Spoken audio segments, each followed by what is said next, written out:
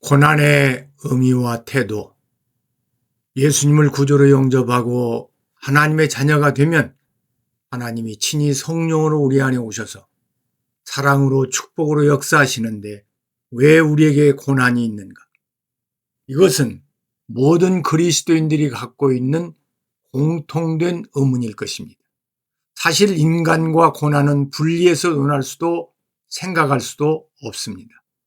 그래서 세계적인 실존주의 철학자 키에르케고르는 데카르트의 나는 생각한다, 고로 내가 존재한다라는 말을 조금 바꾸어 나는 고통당한다, 고로 내가 있다라고 하였고, 인도의 위대한 지도자 간디는 고난은 생명의 한 원리라고 하였습니다. 이처럼 고난이 없는 생은 상상할 수도 없습니다. 어찌 보면 고난은 인간이 살아있다는 증거일지도 모르겠습니다. 이렇듯 대부분의 사람들은 태어나면서부터 죽을 때까지 수많은 고난과 실패 속에 살게 됩니다. 고난은 어떤 사람에게는 불행이고 걸림돌이고 아픔이고 인생의 쓰라림입니다. 고난 때문에 인생을 망치기도 하고 낮은 자존감으로 스스로를 자학해 자신과의 관계를 망가뜨리기도 합니다. 그러나 어떤 사람에게는 고난이 축복이고 디딤돌이 되기도 합니다. 고난을 통해 하나님을 만나기 때문입니다. 하나님께서는 때때로 사람을 하나님께로 이끄시는 방편으로 고난을 사용하십니다. 고난을 통해 예수 그리스도를 진정으로 알게 하십니다. 하나님은 우리의 인생의 쓰라림을 덜어주시지는 않습니다. 하지만 우리에게 기쁨을 더해 주셔서 쓰라림을 덮어주십니다. 쓰라림은 육의 아픔이고 기쁨은 영의 기쁨입니다. 그리스도 안에 있는 우리의 기쁨은 모든 쓰라림을 삼키고도 남음이 있습니다. 하나님은 고난과 실패를 통해 인격을 형성시키고 성숙한 인간으로 만들어 가십니다. 큰 나무는 온실 속에서 성장할 수 없고 비바람과 모진 추위를 견뎌야 하듯 역사상 위대한 발자취를 남긴 사람들은 하나같이 고난과 실패의 긴 터널을 통과했던 사람들. 고난과 실패의 때에 인생의 주인이신 창조주 하나님을 만난 사람은 더 겸손해지고 다른 사람을 더 사랑하며 다른 사람을 위해 더 헌신적인 삶을 살아가게 됩니다.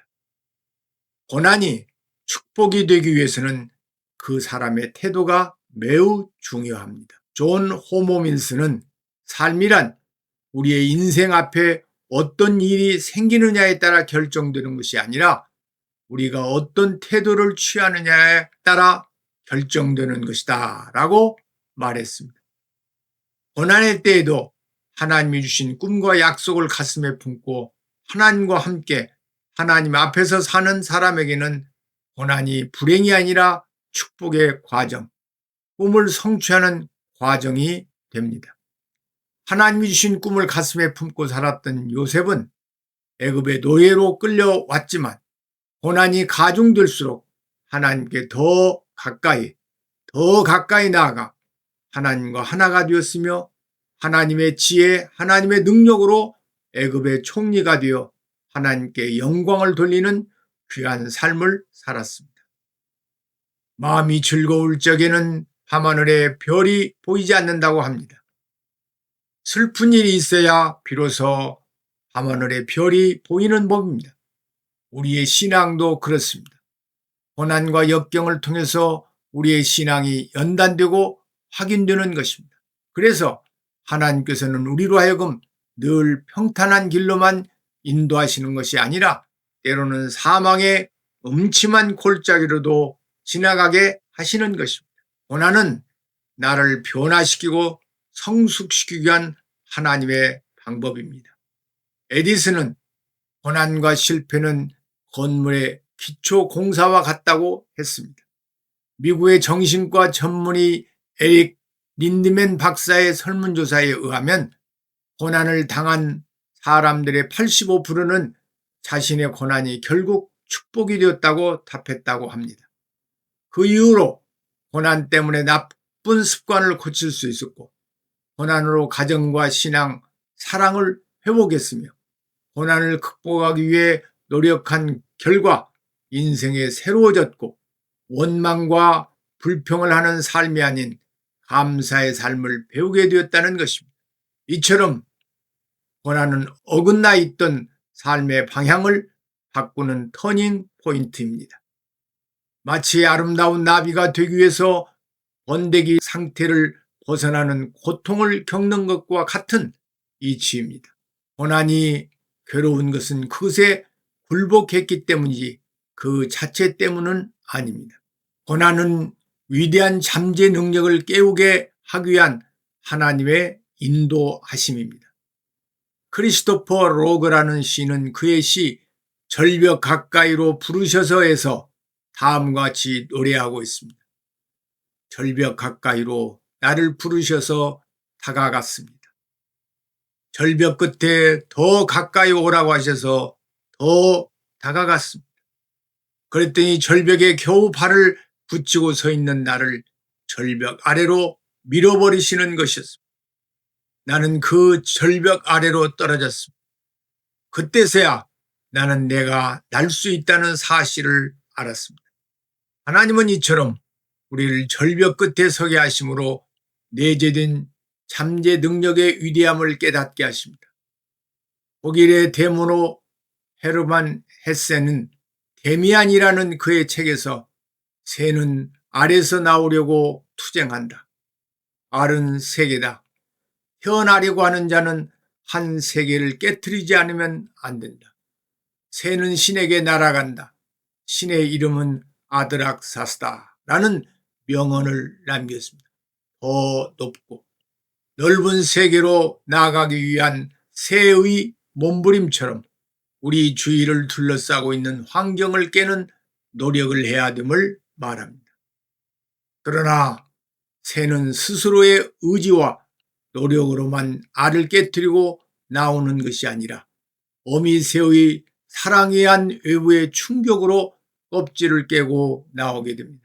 마찬가지로 인간은 하나님의 사랑의 역사로 새로운 세계에 눈을 뜨게 됩니다.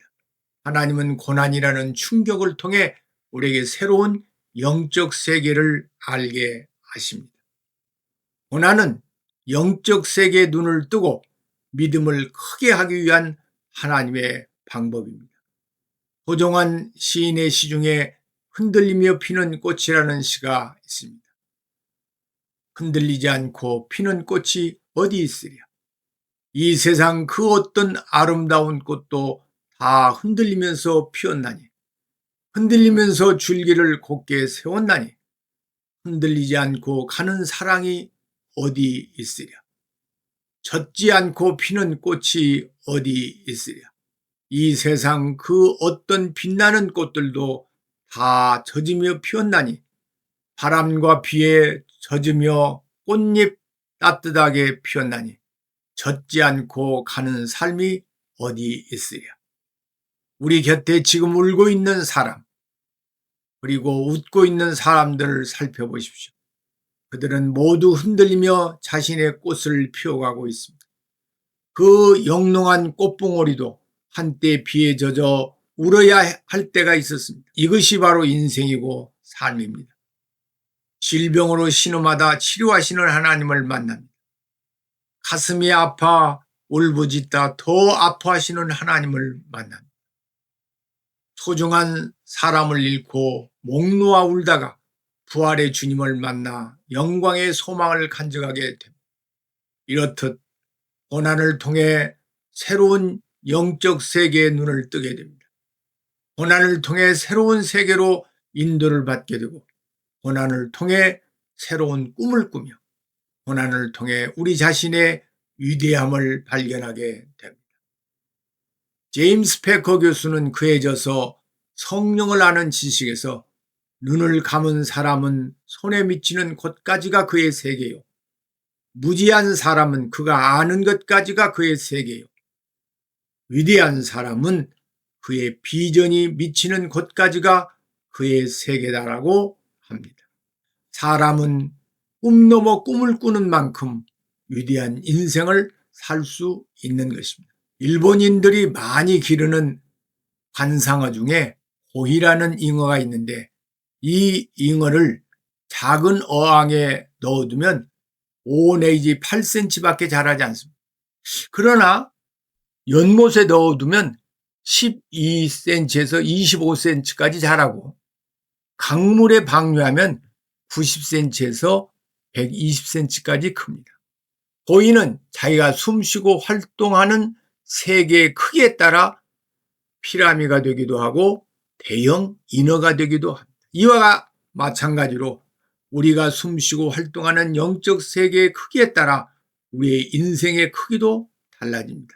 우리가 어떤 믿음과 비전의 크기를 가졌느냐에 따라 평범한 인생도 되고 비범한 인생도 되는 것입니다. 그런데 고이 스스로는 연못이나 강물에 들어갈 수가 없고 주인이 넣어주어야 하듯 인간은 평안을 원하기에 스스로 고난의 길을 갈 수가 없고 하나님께서 연못으로 강물로 보내주어 큰 고이로 큰 인물로 만드는 것입니다. 고난은 인내를 배워 요동하지 않고 하나님을 신뢰케 하는 과정입니다.